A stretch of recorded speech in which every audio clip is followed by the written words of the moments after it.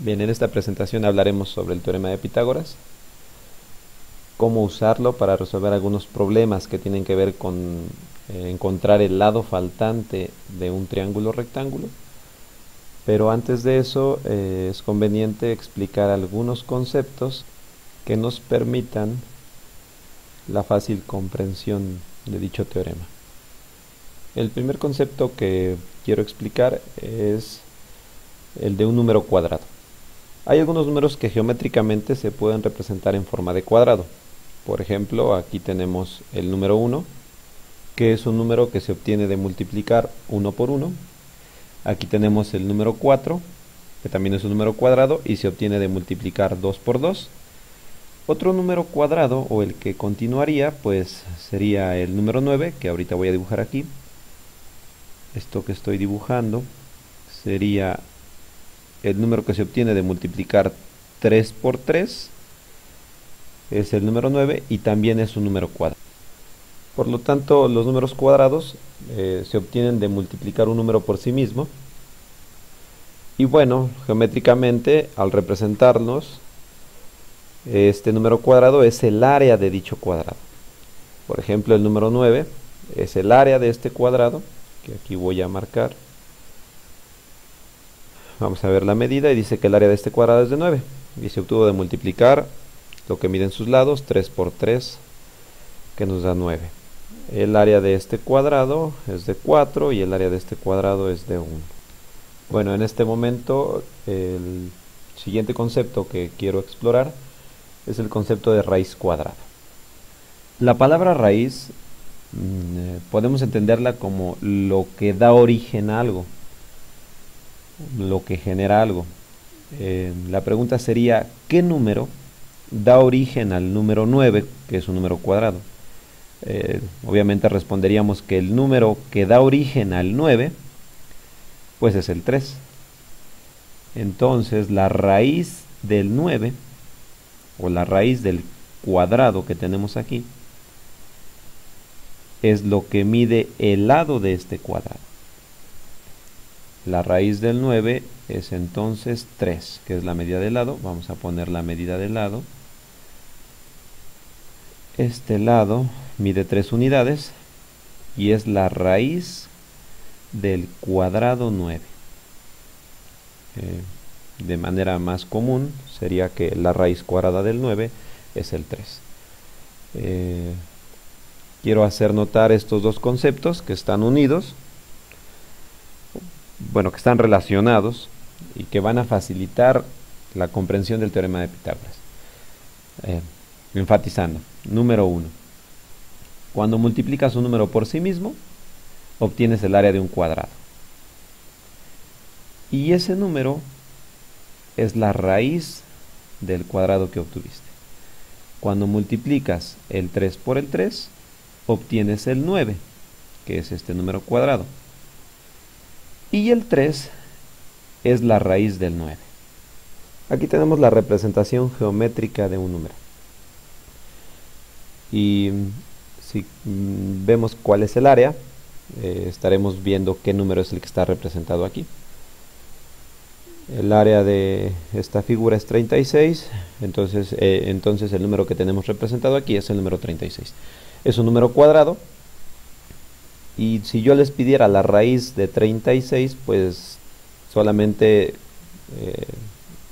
estaríamos determinando lo que mide el lado de este cuadrado, ya que la raíz de un cuadrado es lo que mide el lado de nuestro cuadrado. Vamos a ver cuánto mide el lado de nuestro cuadrado. El lado de nuestro cuadrado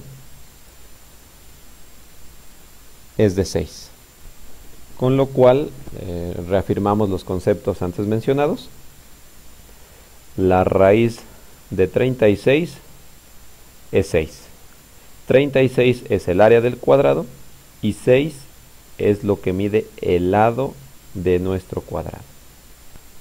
Bien, con estos dos conceptos, el cuadrado de un número o un número cuadrado y la raíz cuadrada, vamos a empezar a desarrollar lo que es el teorema de Pitágoras.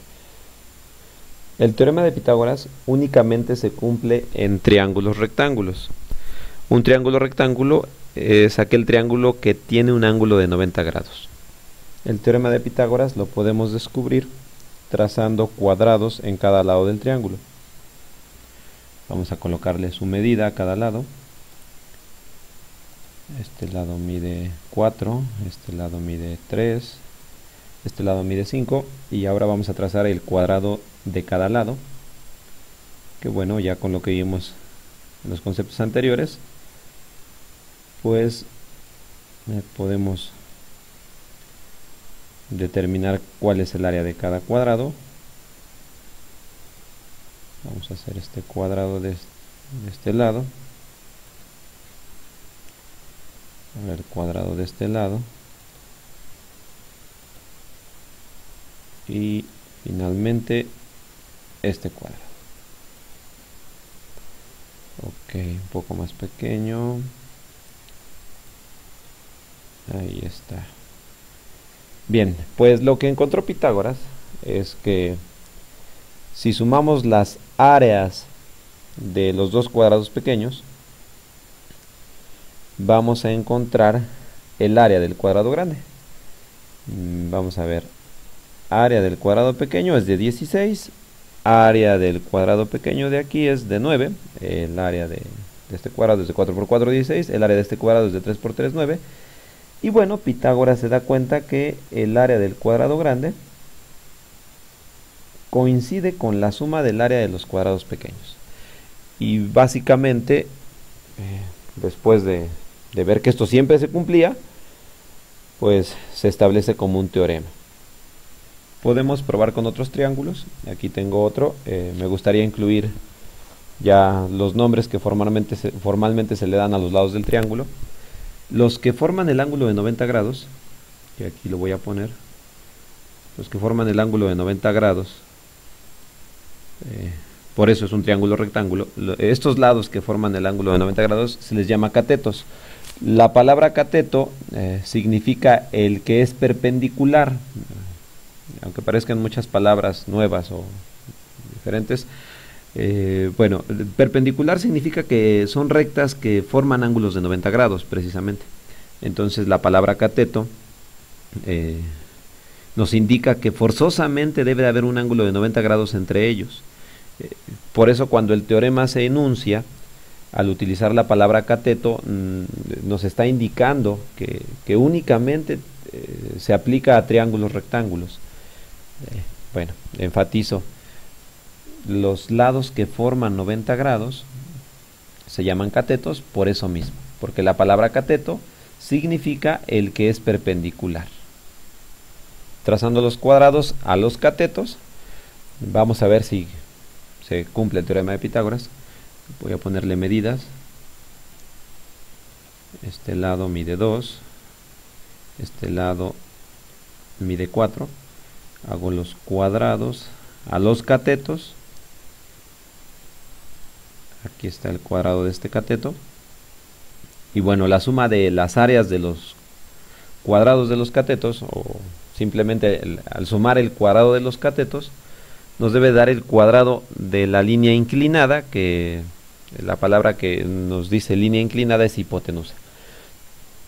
Y ya con estas palabras, el teorema de Pitágoras quedaría enunciado como la suma del cuadrado de los catetos,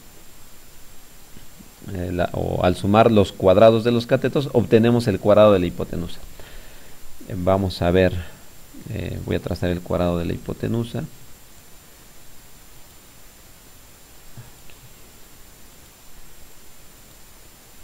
Ok, bueno, sacamos el área de este cuadrado, que obviamente es de 4. Aquí está el área de este cuadrado, es de 4. El área de este cuadrado es de 16. Y se debe de cumplir el teorema, por lo tanto el área de este cuadrado nos debe de dar de 20. El área de este cuadrado es de 20. Y si se dan cuenta, al principio no puse cuánto medía la hipotenusa, con la idea de que nos diéramos cuenta para qué nos puede servir el teorema de Pitágoras. El teorema de Pitágoras pues nos puede servir para determinar el lado faltante en un triángulo rectángulo. Si ya sabemos que este cuadrado es de 20 unidades, pues lo que mide el lado de ese cuadrado sería la raíz cuadrada de 20. Y la raíz cuadrada de 20 es 4.47 aproximadamente.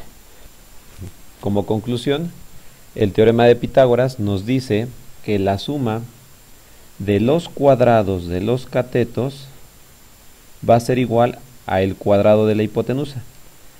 Este teorema lo voy a escribir en forma de una expresión algebraica utilizando este pizarrón. Dice, bueno, aquí tengo un triángulo que es un triángulo rectángulo, y la medida de los lados del triángulo rectángulo, o la medida de los catetos, este cateto mide A, el cuadrado de este cateto sería A cuadrada, A por A cuadrada.